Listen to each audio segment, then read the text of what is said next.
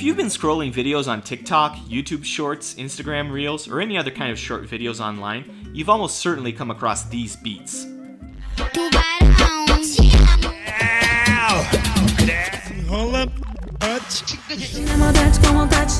There are a lot of videos on the internet with people dancing to some funky music. But what exactly is this? Well, don't worry, we're going to tell you all about it in this video.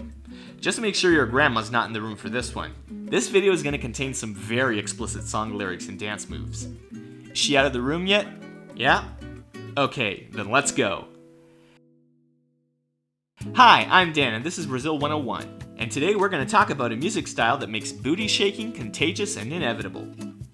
By the way, you can watch this video with subtitles in either English or Portuguese by clicking here. Funk carioca, also known as funk da favela, baile funk, or even simply funk, is a hip-hop influenced music style that originated in Rio de Janeiro, blending traditional funk with rap music. By the way, yeah, the city's name is actually pronounced Rio in Portuguese, sort of like the Hugh as in Hugh Jackman. And we also say funky instead of funk. It's an accent thing, so deal with it.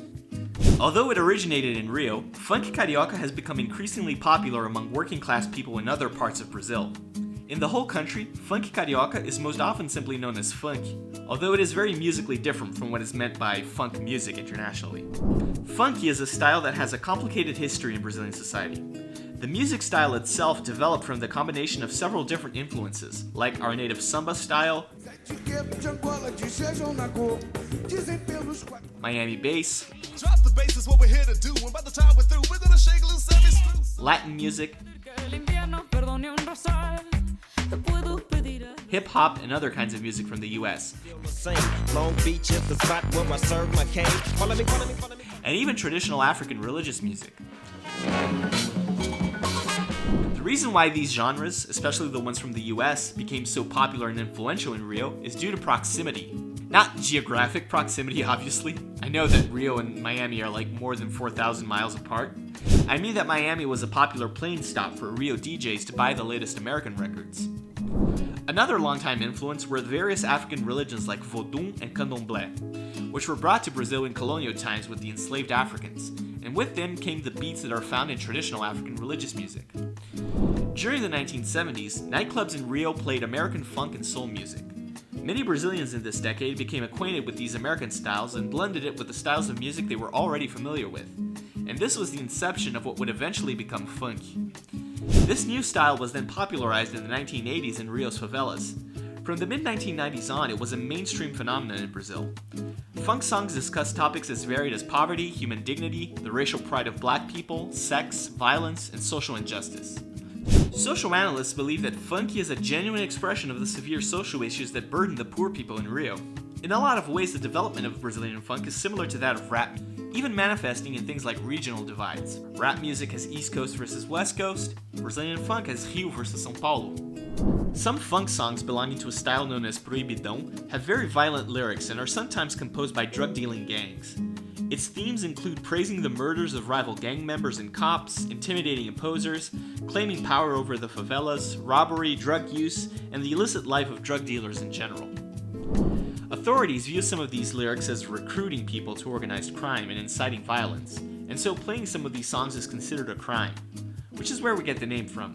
Because of its association with sex and criminality, funky is not seen very positively by mainstream Brazilian society, which is very middle-class conservative and traditionally Christian in its social values. But despite this, funk has had a lot of success both nationally and internationally. So much so that you can now find videos of non-Brazilians dancing to funk songs without knowing any of the lyrics, which leads to some funny situations, like a promo video for Formula 1, fitness YouTube influencers using funky in their videos, Desce talarica com a buceta na minha pica, não me arranha nem me morde. soldiers fighting in the Ukraine war,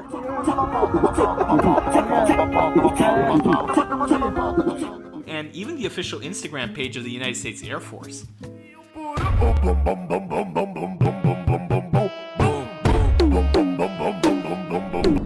And the songs played in these videos usually have very violent and sexually explicit lyrics. Girls are called cachorras and popozudas, novinhas are also a frequent theme in funk songs, and many songs revolve around sex in general. And believe it or not, some of these songs are even sung by women.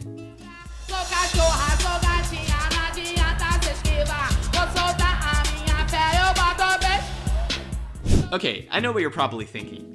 Big deal. We have this kind of thing here too. Yeah, sure, you might have songs that talk about an anaconda not wanting none unless you got buns, hun. Talking about sex in a more metaphorical way. But in Brazilian funk, they literally say stuff like, she's barely a grown-up and already wants dick in her pussy. Shocked? Like I said, it's pretty sexually explicit stuff. But despite this, the style has managed to make its way out of the favelas and into not just mainstream middle-class Brazilian society, but also onto the international scene. One of the most internationally well-known Brazilian singers to perform funk is Anitta, or as we say it in Portuguese, Anitta. She rose to national fame with the release of her single, Show das Poderosas, in 2013. But it was between 2016 and 2018 that Anitta embarked on numerous collaborations with international artists such as Nile Rodgers, Maluma, Iggy Azalea, Major Lazer, Alesso, and J Balvin, among others. But even with some international success, this style of music continues to be attacked and depreciated back home, which is a shame, because funky as a whole is not as one-dimensional as some people think. Of course, a Proibidão singer will not have the same level of success as Anitta. Funkeiros know that they need to tone down their lyrics to reach certain audiences. For example, the song Baile de Favela was played at the Tokyo Olympics in a presentation by Brazilian gymnast Rebeca Andrade, but they had to change the original version to reach a wider audience. But the truth is that success does not necessarily bring recognition. Many funk performers are accused of having betrayed their origins or of tarnishing the image of Brazil by reinforcing the sexual and vulgar appeal of Brazilians. Brazilian funk is often attacked for its sexually explicit lyrics and its perceived glorification of crime, but it is also praised for being an authentic cultural expression that represents life in the favelas as it actually is. It could be argued that the lyrics promote crime and promiscuity, but it could also be argued that the lyrics are simply a product of how many Brazilians already live. It's kind of a chicken and egg problem if you think about it really. If someone goes to a funk party, or as we call it here, baile funk, to get laid or do drugs, or goes out and gets involved in some kind of criminal activity, did they do that because the funk songs told them to? Or is that something that's already a part of their reality and the funk songs simply reflect that fact of life? What do you guys think? Let us know in the comments down below. Anyway, to finish off, if you want to know more about Brazilian funk, we recommend you check out these artists. MC Cabelinho, MC Kevin, Dennis DJ, Ludmilla, MC Teteu, Davi Knape, Sapabond, MC Isaac. Yeah, most of them are gonna have MC before their names. I'm sure if you look up MC plus something random like MC Screwdriver or MC Shoelace or whatever, something is gonna come up. Thank you for watching this video. We hope you enjoyed learning about Chum Cha Cha Chum Chum Cha. If you did, please leave us a comment letting us know. And of course, we're always interested in getting suggestions from you guys for our upcoming videos. See you guys next time. Bye for now.